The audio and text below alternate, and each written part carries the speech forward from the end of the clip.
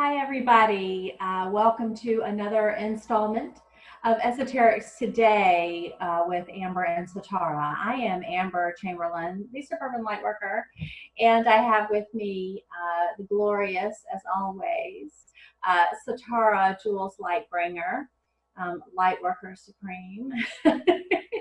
And today in this episode, we are talking about fractals. Fractal selves, and we are going to define that for you, but we know that the topic is not always easy for people to conceptualize. We're pretty conversant in it from day to day here, but we're going to take our time, unpack what that really means. And in order to do so in this hour, I'm going to turn here to Satara and ask her about it. So Satara, if you will, jump us off as to why it seems relevant today to us to talk about fractals, what they are, and sort of get into that topic. Why are we doing this today? We're doing it today because it seems to be something that's cropping up more and more in random conversations and things that you're coming across on sort of social media, etc. There still seems to be quite a gap between the people that are fully coherent with it and people that have got no clue that it even exists. So I think it's useful to kind of step that forward and just start to broaden it for, you know, the people that are somewhere in between those two poles, really. Yeah, carry on. Well, yeah, Satara, you make a good point. And I think you're saying that in our collective as a whole, that there is a subset of us that are really just sort of flowing and conversant with the conceptualization of selves. Yes. What we're talking about when we're talking about fractals, fractal selves. Some people like to call it past lives, future selves, and all of the above. There's a lot of ways of describing it metaphorically, and so much of in our spirit science and alchemy conversations or conscious conversations has to be done by metaphor, right? Yep. But I guess what I want to position is this, Satara. We are now hearing that we are maybe to a couple billion people, if we listen to Tom Medina, or if we hear some of the other people out there in large format on social media talk about lightworkers or the Starseed community, etc., that we may be now really hitting into the couple of billion or a few billion people on the planet. Mm-hmm. And this construct of fractal selves is an enormous construct of understanding where that consciousness is concerned. Am I right? Very, very much so. As people sort of progress along their spiritual paths, they get to see bigger and bigger pictures, as we all know, because it's something that we all do regardless of how we've come in and why we've come in. We get the remembrances, we get the aha moments, etc. But for me, from like the whole fractalization aspect, again, I'm going to kind of take it back from source down to the splitting away from source, to be able to be, instead of one energetic, to then split to 13 energetics, the original plus 12, and then the 12 splintering off and splintering off. Well, as we've all done this splintering off, we have infinite number of self, because each splinter really is one creation that is then fractalized and splintered, however you want to call it, to be identical to each other, but to then decide to have different journeys to be able to experience all the experiences that have been put before us throughout the whole of creation. Are you referring to, because I think one of the things I think I do in these conversations with us is I interpret really the narrative that you provide. I think you provide some real fundamental understanding, and I think I can sort of spread it out across other ways of describing it, right? Very much so. What you just said there was huge. Yeah. And it's a huge clue or breadcrumb, what we like to call it, as to what we're talking about in terms of selves and multidimensionality of selves and fractalization of selves, past, future, and everything dimensionally in between. Specifically, Satara, you're talking about soul blueprint. Yes. And from that language, sort of the soul blueprint and the shifts and changes that occur to the blueprint across time, space, time. Another piece to tuck into it.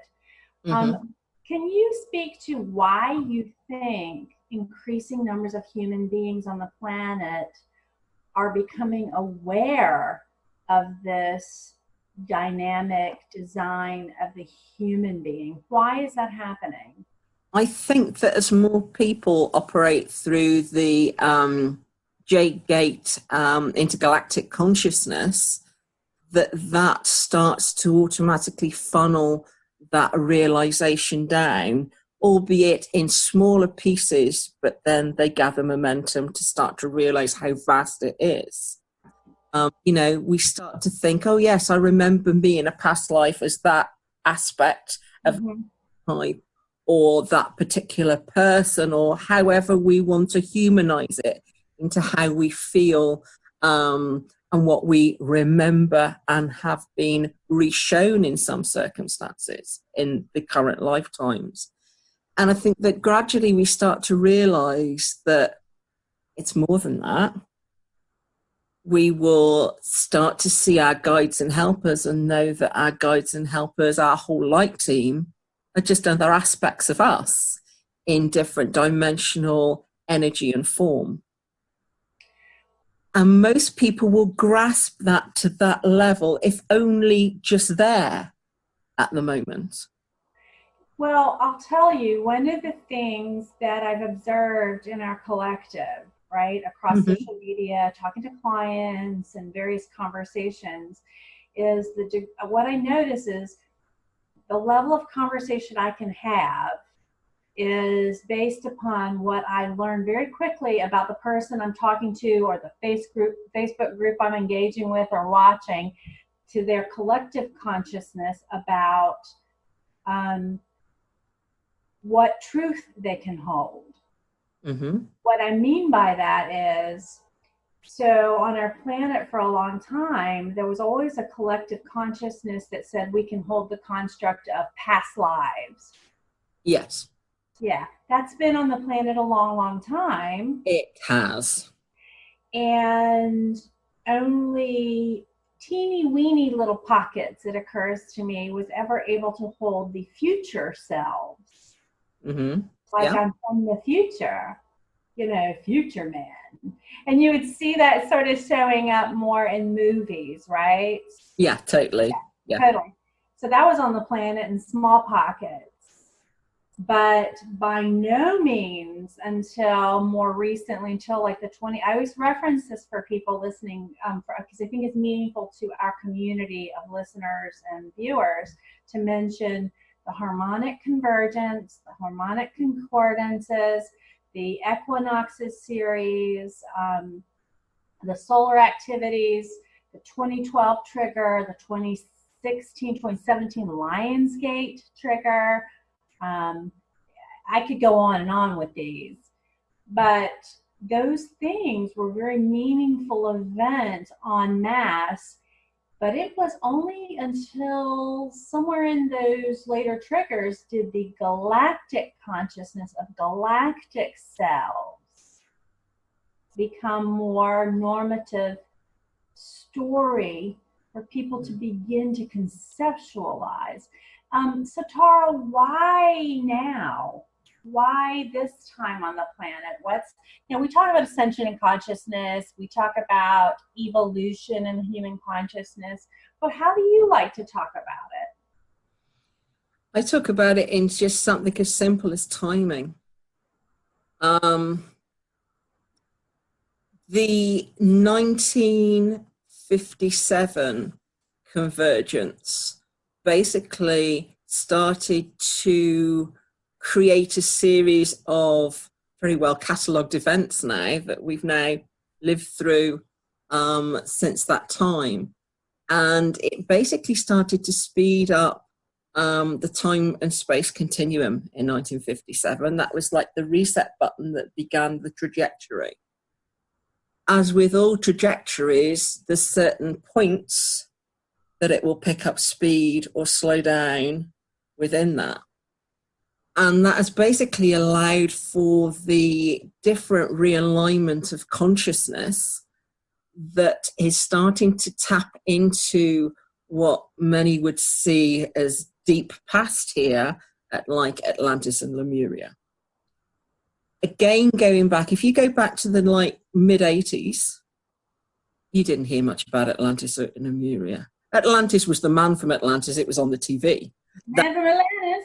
Yeah, That was I it. grew up in the 80s. That wasn't a civilization. It wasn't a culture. It wasn't really spoken about or mentioned. No.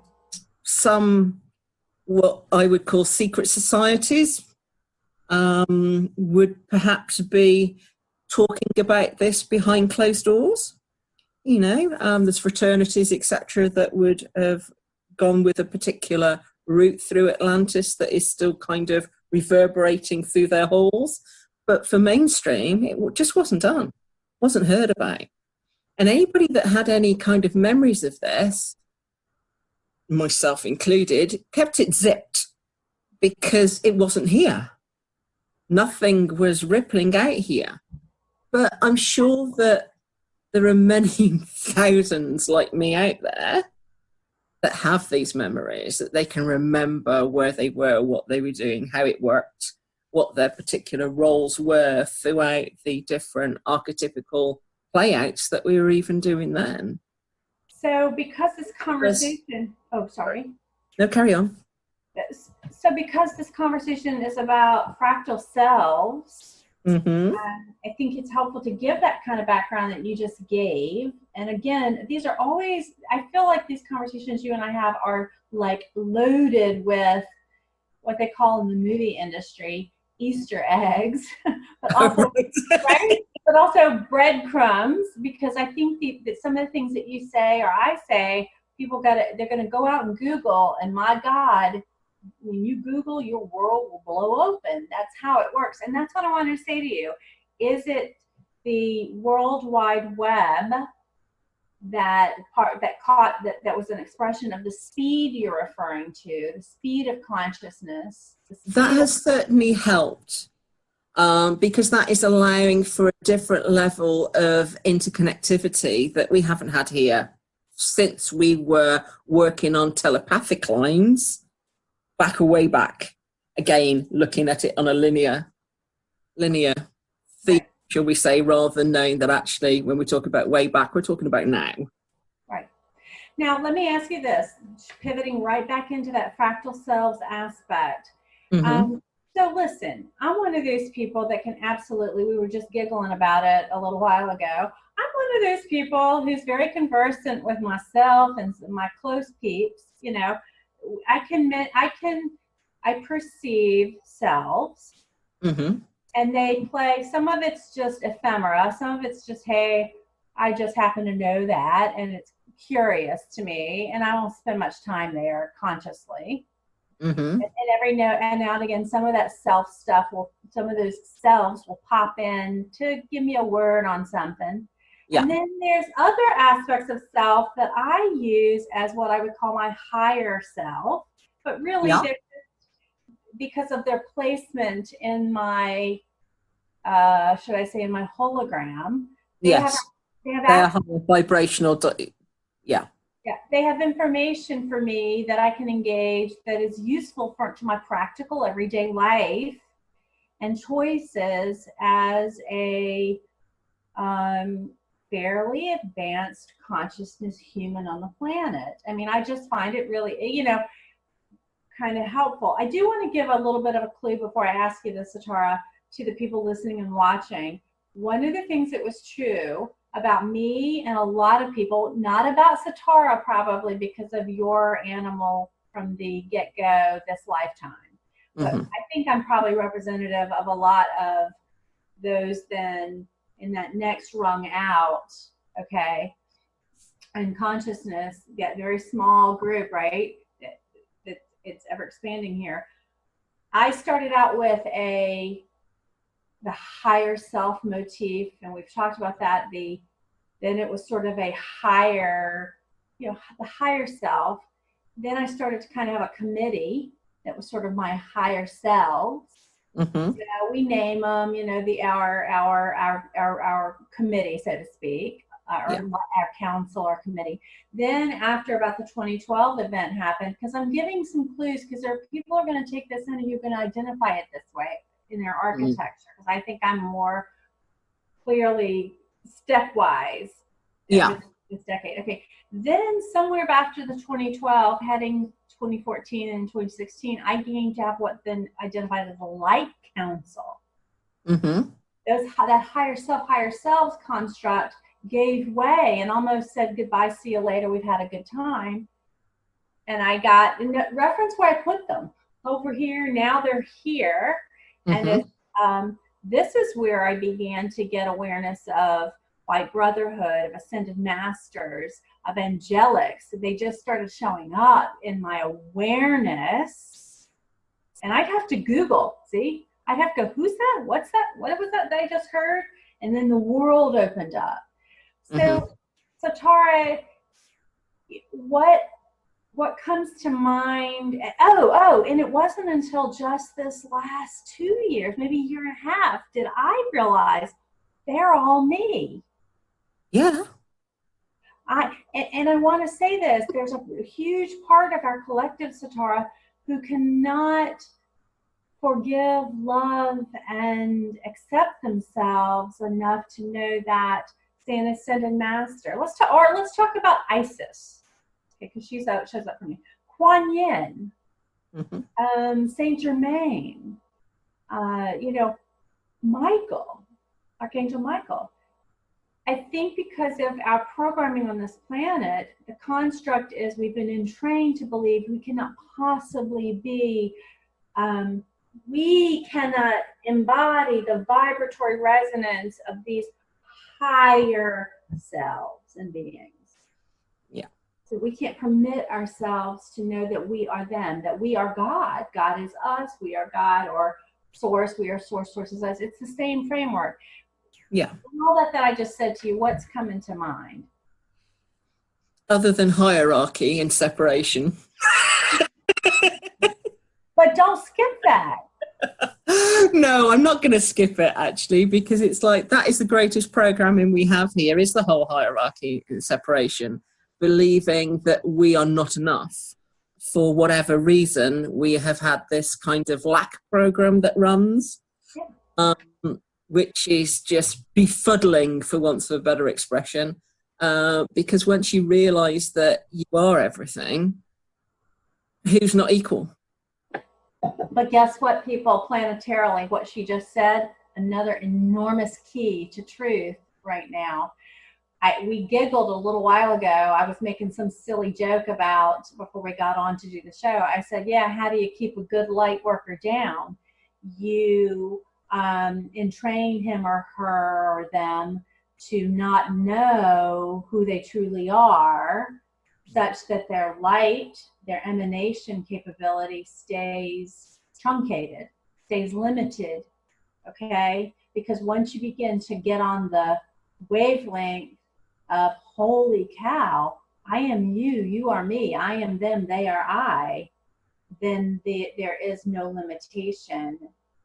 And once you awaken to selves, to this fractal component, there is no turning back. And that's what's turning the tide of the energies on the planet. That's what's happening as to why I would call the synthetic, or some people call it false, synthetic matrix, false matrix, that we've been exploring on this planet. That's why that's eroding. And that's why we have flipped the switch into this the organicity of truth, of sovereignty. So Tara, somebody might be asking, yeah, well, it's a cool concept and it's so fun to go around dressed as Saint Germain, or as, it's fun to go to Ascended Master Con. Yeah? go to, go and be dressed up like, or, I'm looking like Isis today and I'm wearing the outfit. That's all fun and games. But really, what is important about exploring, whether you call it your past lives, your future selves, your fractal selves, and we're going to do a whole other show on like soul merges and soul braids and walk-ins. But what's important about it right now for our community? For our community, it's important to know that we are already particularly ascended. There's this huge, huge thing of, oh, I've got to pedal up to get ascended. We've been descended because we are everything. So therefore, we are every possible energy, from the very highest energy to the very lowest energy to everything in between. So there's no battle to be ascended. The only battle here is for remembrance, really, is how I kind of view it, to be able to remember that everything is perfect, that we've constructed this game, if you like, this very interesting platformed game, which is like a 360 parallel nightmare. If you actually look through, it's interesting the way that programming works, but to actually navigate it, that's all we wanted to do. We wanted to create this rat's nest. We wanted to immerse fully in it, and we wanted to break out. End of thought process. And that's, you just said a mouthful right there. Yeah. And what I find helpful about engaging myself, and first of all, nobody could accuse me of being schizophrenic. I'm too insane and successful in this 3D matrix to life. I've been very successful professionally, personally. I mean, I maintain a very average work and love and family life, beautiful. But my point is, I harness the content that I'm now aware of in order to serve my mission. Yeah, totally. And we have that with our reference points across our fractals. Yeah, I consider myself really, because I've become increasingly comfortable and conversant, and that also means even with light language. I trust the interaction, the dialogue, the conversation that I have with any form of language with myself to be either serving my holographic life in some really sovereign, positive way. Yes. I check in this human life, and what would be better, this or that? What step would be more useful, this or that, or these, and I reference the aspect of myself, because that's how I see all of that. I see that all as me and aspects of myself that I have access to for discerning the way forward in this incredibly beautiful and important lifetime. Yes. That's the only way I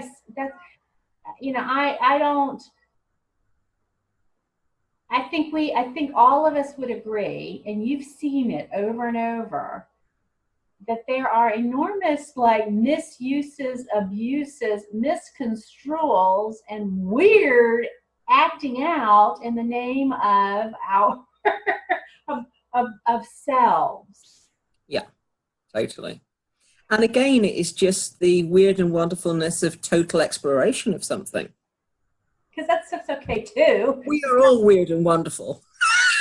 Weird and wonderful, but not, I'm so patently bedrock sane that I really eschew, because I don't feel, I'm so practical. I'm very Scottish. I don't really have time to spend my days or nights fantasizing into those lives. Yeah. Being romanced by them, being I don't know, trying to overemphasize one aspect of myself. I like this 3D presentation. I like your 3D. And that's another thing too. I sometimes will see the expanded selves, lives, fractals story be misconstrued as a way to not be here now. Yeah, totally. And a lot of people do go down that route if, for whatever reason, here is not enough for them. Therefore, they will step into a fractal aspect and spend more time as that fractal aspect than they'll want to spend as themselves in the human form. And how are they paying the bills? Who's making dinner? That's always my question, guys. Who's feeding the Yeah, baby? who's making dinner? Get it right. Who's making the food? Who's cooking? Because this human body of mine Yeah. is, you know, one of my fractal selves, Aga. She's always interested. I mention her from time regularly. Yeah. She's interested in because different harmonics, of the harmonics in the other octaves in which these selves participate. I just said a mouthful. Go Google all that. There's no need to do what we do here in the third, where there's food, water, safety, shelter. No, it's a totally different ball game, isn't it? You know, to just be able to exist just on energy and not need to have to find clothes, put a roof over one's head, because it's just not needed. You know, it is very convoluted down here when it comes to what we have to do for the whole element of self-care. And you didn't just stumble into here. That's the other thing, what you just said is so important. And please, you guys who watch and listen, you didn't just fall from the cosmic orchard like an apple off the tree and bump down onto the third. You like that visual? You made a choice. Was it a golden apple? Oh, God. Yes. My point is, you made a choice. And by the way, the other thing that I notice about our community and the selves, expanded selves and fractal story is one is better than the other. Fifth dimension is better than the third. 12th is better than the fifth. I mean, that again, you guys, is the neurological brain in its hierarchical requirement in order to function on the third, malfunctioning in its construct for any other dimension and any other existence in the multiverse. It just doesn't exist. And so you're applying that kind of thinking construct to something that is actually outside of what the brain can conceive. Now, how it is that I can conceive that with this little old noggin and brain, I got no idea. And it's true of Satar too. It's like there are so many of us, right? Being born, coming to the planet, arriving, that can talk like this. Yeah, it's weird. We just already know it anyhow, so it's already hardwired into the brain before we've had to even have the thought. We were supposed to be able to talk like this. Yeah, of course. Because the more of us that can talk like this, we'll start to normalize it for those that are starting to think like it, but not able to talk like it yet. And that's exactly that's why these conversations are so rich. Yeah, totally. Because how many people have you come across, you know, in your lifetime that you can see a kind of there with so many concepts, but they almost have to whisper them and hope that someone can listen. Well, this was me, sweetheart, just in 2011. Mm-hmm. I got 2011, I was starting to understand some things, and I'd be like, oh my God. I mean, I'm over here in my townhouse up here in suburbia. That's why I'm a suburban light worker. Mm-hmm. And I, you know, suburban US, and I'm thinking, what the F? Yeah. Am I the only person who knows this? And I am no conspiracy theorist. Yes, I like my organic food. Yeah, I'm not a vegetarian. No, I don't bang a drum, every morning, and I'm not chanting every morning. I got my little energy routine because I have had one for a long time. But I'm thinking, where am I going to find people to have even? Yeah, he said, hello. Where am I going to? He's like, right here. I got you. Where am I going to find people to talk to about this? Now, you guys got to understand, I didn't find, Satara and I are having an incredibly different conversation so freely than I would have ever had, even this time last year. Yeah. I mean, Satara, what do you think? First of all, could you give a couple of examples of fractal selves? Because I think that you know, our fractal selves are a very different set of awarenesses on this planet today. Totally. I'll give two examples. I'm going to bring one in that is part of the Great White Brotherhood and is part of the Ashtar Command aspect of it. Although Ashtar Command is more broadened, shall we say, because there's many commanders within the Ashtar Command. And my particular fractal, the name isn't remotely human, it's just a couple of notes, which is like a yeah, is all it is. And I would put her more feminine than masculine because she's very gentle. And what her role is to go to thriving planets to be able to take samples of life forms there, mainly flora and fauna, to be able to help repopulate struggling planets. Okay, but we're going to meet this being. So Tara just gave another gigantic boulder of a breadcrumb. We have gender fluidity on this planet because it's more highly resonant. This next octave that we are edging into around gender neutrality. Gender is not actually a construct outside of the third. Mm-hmm. So we, of course, are going to have selves, fractal selves. We will want to attribute a male or female dynamic because of our third dimensional lifetimes here, but we will understand that that's why Satar just said kind of more of a feminine, divine feminine aspect is more resonant with this being, but is actually androgynous. Androgyny. So, kutise motori kiriema torsite nintor sitarintor with yisenta ter.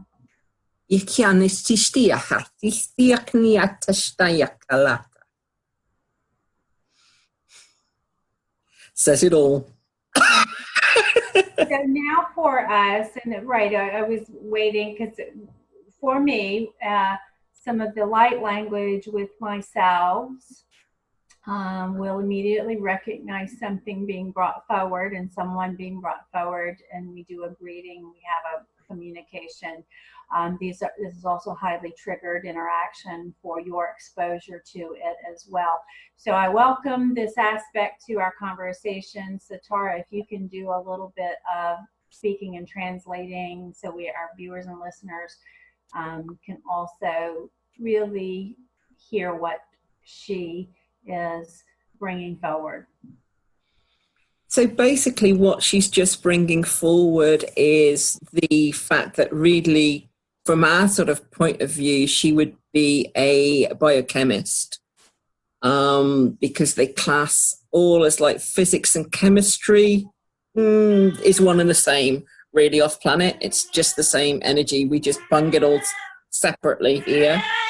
As you can hear my cat, because he can feel this aspect around, so he's losing the plot, but that's fine. We'll just let it. I'm losing the plot. So basically, her mission in the embodiment that she's going through at the moment is purely to make sure that life is sustained and sustainable. So Tara brings up a very important point here. A lot of selves have been showing up to our awarenesses in the third dimension because they're letting us know that they are here and they are serving and they are supporting. This is true of Aga. I would say Aga is the most closely aligned being to her. Mm-hmm. The one you're describing here, that has a name that you just can't even pronounce. No. And so in Aga's case, it's definitely following my lifetime. She is me, I am her, and I am her in a 3D form. So she's very interested in, like I mentioned in another show, the oxidization that shows up on what I think is Scottish, Scandinavian skin. Well, for her, it's about oxidization here on the planet and the toxic chemical load. Mm-hmm. Yeah. And whereas this particular aspect is more interested on an intergalactic level, just for the way that she kind of goes off to collect particular samples. The the first time that I was asked to step into herself to view what she was doing, we went to one of my favourite planets, actually, in Andromeda, and it's a planet by the name of Na. NAA is how it's sort of Na, to give the expression. And that is very sort of crystalline rich, but it's like silica. And it almost morphs. It's almost like a silica plasma mix. I see it. She was telling me that the reason there was a little party went to collect some samples, and it looked like jelly crystals, but large jelly crystals, about a centimetre, so like half an inch-ish in size. And they were in different colours, but only one small piece was taken from each of these colours on this particular planet.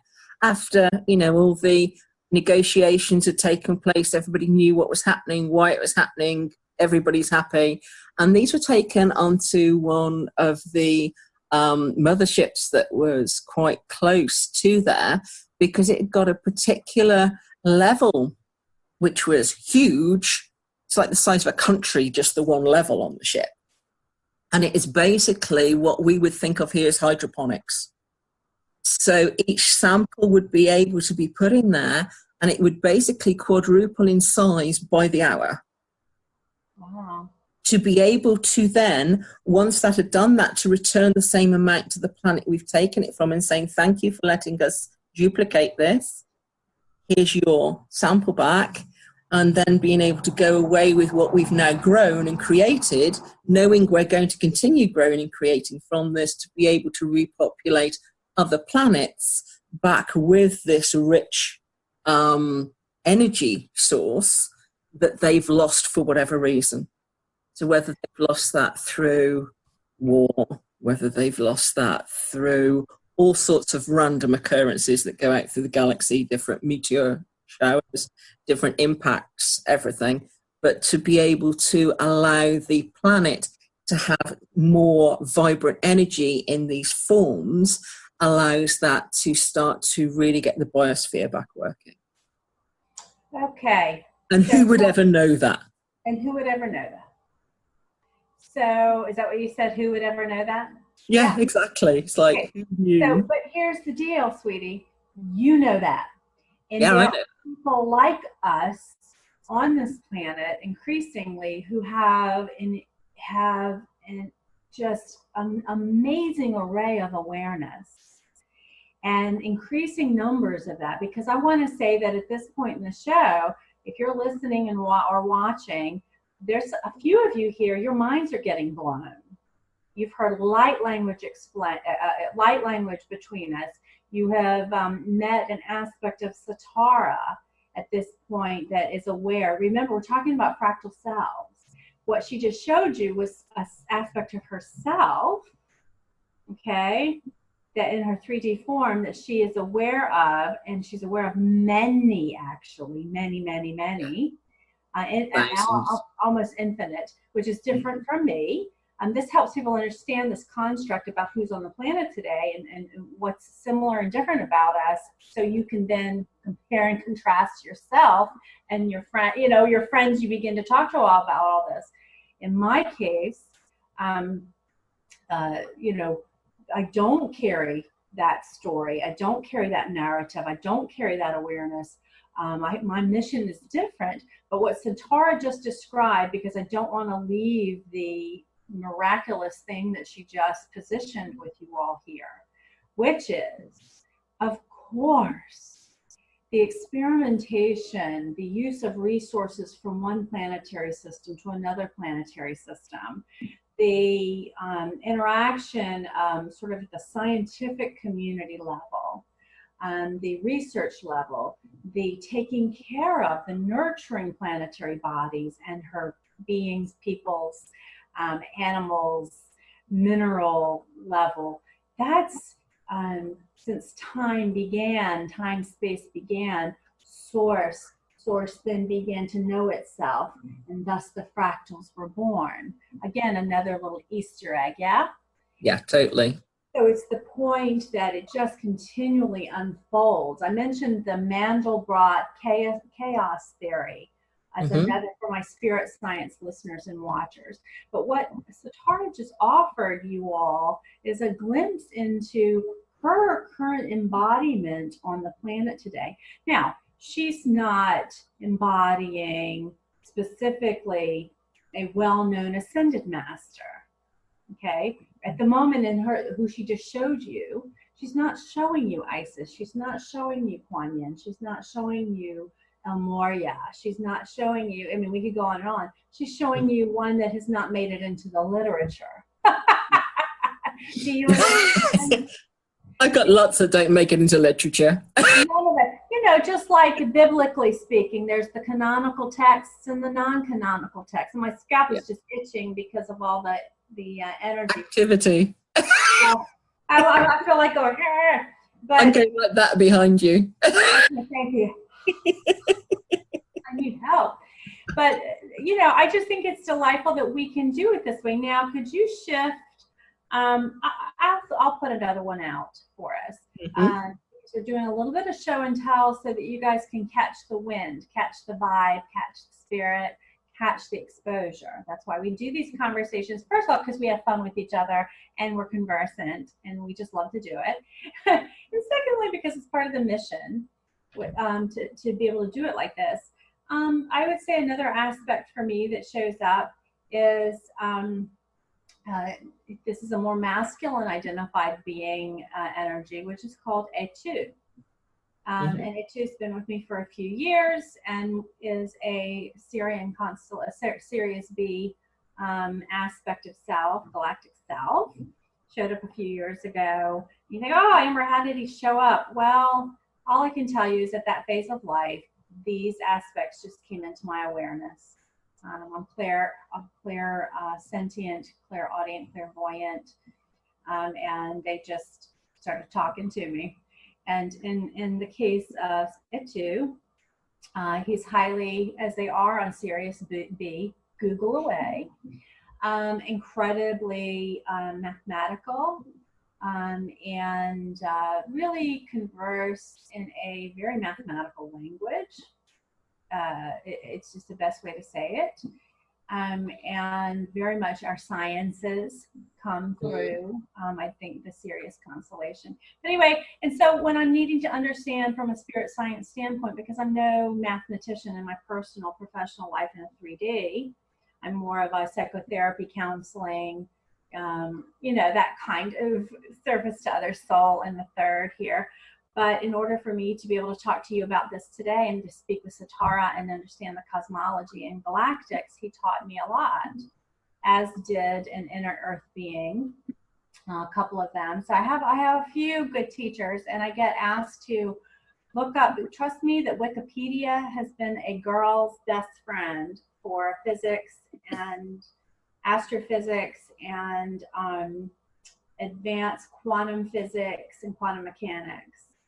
I know a lot because of what Etu and some of the other beings have directed me to in our literature and content that's available to all human beings. They help me connect the dots. So that's another example. And if you'd like to know how Etu sounds to me when I'm sometimes I converse and sometimes I share with clients when Etu is asking to come in and say something.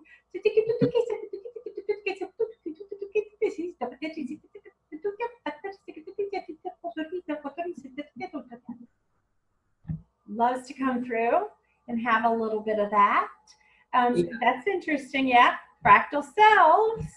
Very, very much so. I love the fast languages like that because to me that's kind of, you know, it's covering insectoid languages with all the clicks and the wonderful noises that they can make with the like mandible aspects rather than the mouths we have here. It's just incredible to listen to. You just think, I can talk back to you, but you're going to think my accent sucks. Even this for Etu, I get kind of chuckled at because it's not exactly, it's just how through the human filter and the human nervous system, it's just my interpretation. Yeah. Language, totally. And it's great to say this to our viewers and listeners, understand, and I've said it before, all language is light. Is light language. Yeah. everything is light. There isn't anything that isn't. And this is just how the light plays on my particular vocal cords. And interestingly enough, if you get a room full of us who are engaged with, say, Sirius B or any of these constellations, we will sound a little similar because it'll play on the human vocal cords in a very similar. There are discernible sounds. Yes, definitely. Yeah. Definitely. Which is really interesting because it's like Sirius B is so diverse. If you think that it's quite water-based, for starters, so it's like where all of our dolphin, and I'm saying that correctly rather than dolphin, and whale consciousness comes from. It's all Sirius B. Such incredible beings there, as well as, you know, some very well-known, what we would have thought of here as Egyptian gods through our timelines come from there. So it's like when I go into Sirius B, I go into the language of Hypta, which was the forerunner of ancient Egypt. The light language that I would come up with is quite striking because of that, because it sounds commanding to our human ears because of where the hierarchical system has like leveled here on the planet for it. So let me just pick a subject to talk about, and I'll just bring some through. Meishtea kanashta otishtia niala ota ochianastishtaya tilaturiana, which I've just written about the lighting system on this planet being electric. But for something that boring, it sounds amazing. Well, what you're talking about, the lighting system you were showing, because this is the other thing, the return to this planet, he's wanting to talk because of the feline, yeah. What you're talking about is also referencing the use of pyramids, the pyramidal fire that was used to create kinetic energy to create. Yeah. So you're also talking about that, but luminaire. Yeah, and people, the reason Satara and I are so conversant, and I can't catch everything. Sometimes I can't catch everything that's said or exchanged, but I'm a linguist on this planet for these expanded. I just know that one of my mission aspects here planetarily is linguistic understanding. And do you remember where that came from? I'm just being poked. Huh? I'm just being poked. I'm like, okay, I'll ask. Okay, quiz me. Okay, I'm being asked. Where did my linguistics come from? I don't know. I don't know where it came from. I'm going to just mention the Great White Brotherhood again and the Order of Melchizedek. Oh shoot! I was Melchizedek Order basically was a part of moving ambassadors around the whole of creation, and to be able to do that you had to be conversant to be able to feel and understand the language. So therefore most people will have passed through that training at some point or be going through it now. So therefore we've all got that potential, but it's whether or not we've actually been bothered to remember any of it and bring it into here. And I've just made you get goosebumps. I'm sorry. Oh no, it's great because I'm right now I'm in a next round with Melchizedek. I was in a round with Melchizedek around 2012 to 16. Sort of on a lead. He was on a sort of a lead with me at that point, and then I just remember I told you just a couple months ago. I said, "Oh God!" I said, "Oh, Melchizedek has told me I'm going kind of into round 2." Yeah. Which is exactly why this other work has come up. Why they've just presumably nudged me to go, you need to get on that. Okay, I'm on it. Remind her, because I was going to say to you before we even got on this call that the reason that other work that I told you about came up was because of the work that was going on right now with Melchizedek. Yeah. You guys, go out there, Google the Order of Melchizedek, or Melchizedek, the Ascended Master, Melchizedek, and the many expressions. But that takes me back to lifetimes fractal wise. If we want to talk Yeah. about a linear past lifetime, that takes me back to early Christendom. Yeah. It takes me back to when Druids, frankly, were some of the early Christians, which is very not well known. The Essenes, it takes me back to my Essenes experience. Do you hear the fractal lives? In this one, it would be, these are actually linear past on this planet. She and I have been talking to you today in this last little round before we got to that, from what people want to call future selves. Of course, we know they are all here, all now, and we have access to all of it now. Mm-hmm. Very much so. And this is why so many of us travel between fractals, depending on where we want to look at and experience. So I know that some of the work I do with my clients, they will come to me and they say that they want to actually to go to a particular planet. So I'll just organize fractals for us to step into to be able to experience that planet. Okay, that's fascinating. Now that I want to say something about that too. Again, Sitar just said something, miraculous. For a lot of our listeners and viewers, I'm not ever forgetting, you guys, that we talk like this and we say some things that drop some bombs. And even for a very advanced group that you are watching, because you are very advanced, if you are watching us sisters over here having these chats, but there are pieces that you're like, what'd you just say? So Tara, you just were talking about, say that last piece kind of again, what you were talking about. So if someone's asking to visit a particular planet, so if we go, let me just pull out the hat to actually drill it down a little bit more. I'm going to go to Alpha Centauri regardless of what I'm being told to do, because it's one of my favorite planets, my little sister. The energy is so big for me. Yeah, I want to go there. So if somebody wants to explore that particular planet, there'll be a reason that planet has been coming into their mind through meditation or whatever. We go, okay, we can do that. I've got quite a good knowledge of the planet anyhow, because I jump in between one of my fractals there on a regular basis, and my fractal there is a mantid. So totally different ball game when it's there. It's all quick movement and everything kind of going on. But when I know that someone wants to jump in there, of course they will have a fractal there. It's just a case of me going, can I book the fractal? Can we do this? Because they might not have stepped into that fractal knowingly before, or maybe even at all. They might not have had that contact. This thought of that planet might be that first contact to be made with that fractal aspect of their team. I find it beautiful to do it. Yeah, to do it. And so the reason I had Satara circle back to that and go a little deeper into it is because it fascinates me to no end that, although I'm not sure why it does after my own personal experiences, it fascinates me to no end at the number of people that would, that people come forward to Satara and say, hey, take me there. It brings me to this point. I am aware, and I think ambassador is a very good word for our kind. I clearly identify with the construct, as you do, of ambassadorhood in this whole storyline.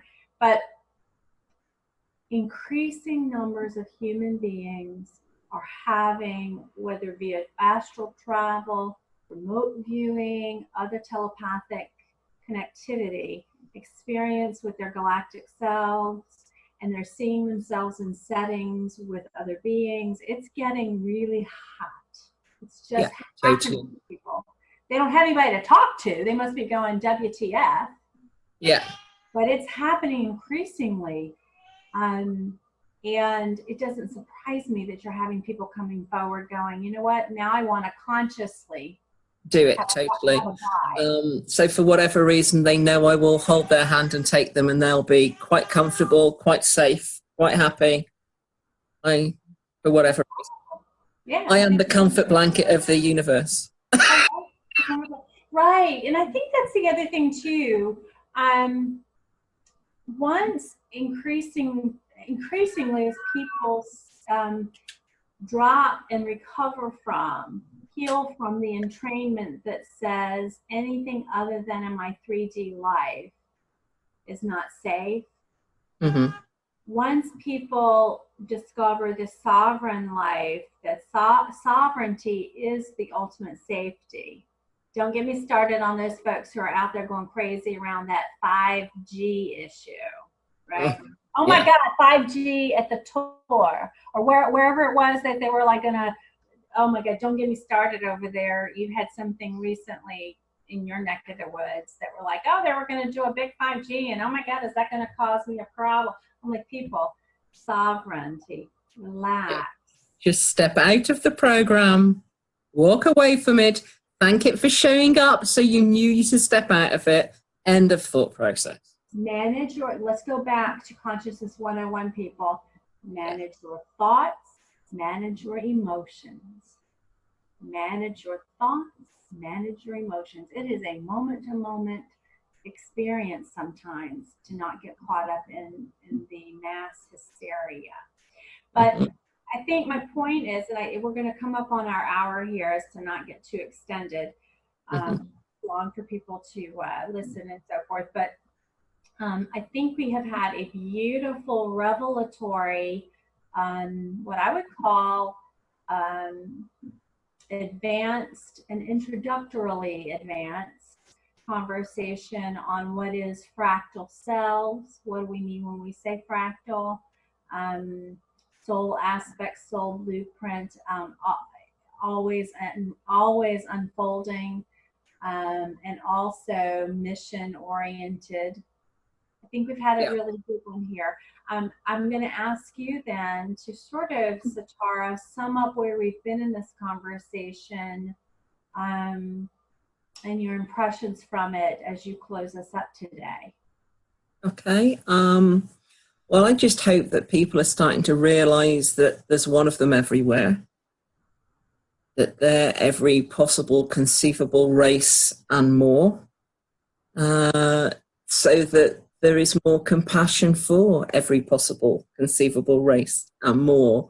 Because when we realize that there's a part of us experiencing whatever the perceived pluses and minuses of that particular race is, that's it. That's it in a nutshell. When we've realized that, how can we have anything but love and compassion for that race? And love and compassion for ourselves and for exactly. We are Groot. We are Groot. And my cat is just fed up of all the visitors. Can you tell? Sorry about that, buddy. That's okay. He should be used to it. All of my clients know this cat because he's stone deaf, so he doesn't hear a thing. But that means he feels everything. So he has been being bombarded while we've been talking. Yeah, bless him. We've kind of given him a little bit of a massage energetically today with a few, cold spots coming in. Oh, good. Well, everybody, it has been a pleasure being with you for another episode of Esoterics Today with Amber and Satara. I hope we've given you some grist for your consciousness mill. I have a feeling we did. And we will be back with you this next month with something else kind of delicious. Please share our work. If even it's just to say, oh my God, you have got to hear these two women. I don't mind people chuckling at my expense. I got bigger fish to fry. All right. Much love, everybody. Okay. Speak to you soon. Bye. Bye.